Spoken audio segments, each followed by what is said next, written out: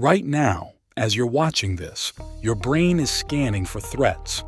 Not the obvious ones, the subtle whispers of fear that most people completely ignore. And that ignorance might be the most dangerous mistake you'll ever make. See, we've been sold this toxic lie that fear is always the enemy. That courage means bulldozing through every uncomfortable feeling.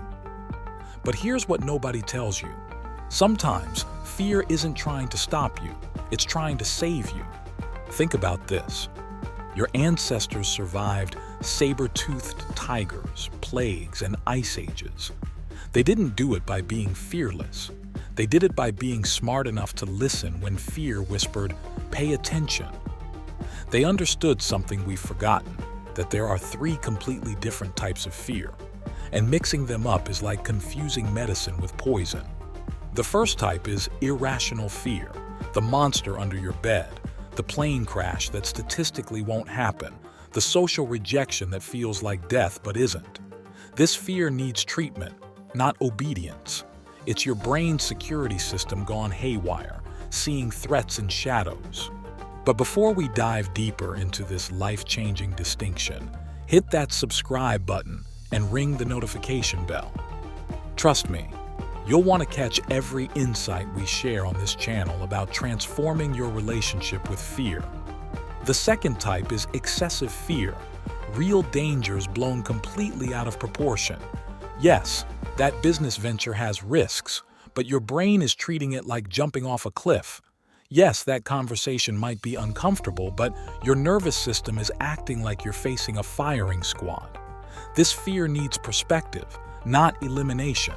You don't kill it, you resize it. But then there's the third type, rational fear.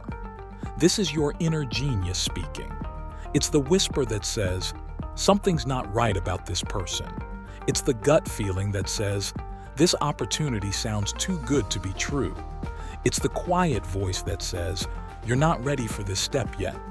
This fear deserves your full attention. Here's where most people get it catastrophically wrong. We've created this mental prison where brave equals good and fear equals bad. It's like saying hot is good and cold is bad, completely missing the point. Your ancestors knew better. They were brave hunters who tracked dangerous prey, but they also feared the dark forest at night. Both responses kept them alive. Modern neuroscience backs this up. Your amygdala, your brain's alarm system, doesn't distinguish between a saber-toothed tiger and a critical email from your boss, but your prefrontal cortex can. The problem is, we've trained ourselves to either panic at everything or ignore everything. We've lost the art of discernment. Think about the most successful people you know. They're not fearless. They're fear-literate. They can read their fear like a sophisticated instrument panel. Red light flashing, time to investigate. Yellow light steady, proceed with caution. Green light with a slight flicker, that's just anxiety lying to you again. But here's the brutal truth. Sometimes you genuinely can't tell the difference. Your rational mind is clouded by stress, past trauma, or simple inexperience. The whisper is there, but you can't decode the message. This isn't failure, it's human. And there are specific strategies to clear the static. One approach is the external mirror, finding someone trained to help you untangle the knot of your fears. A therapist, coach, or mentor who can hold up a mirror to your thoughts without judgment. They're not there to eliminate your fear.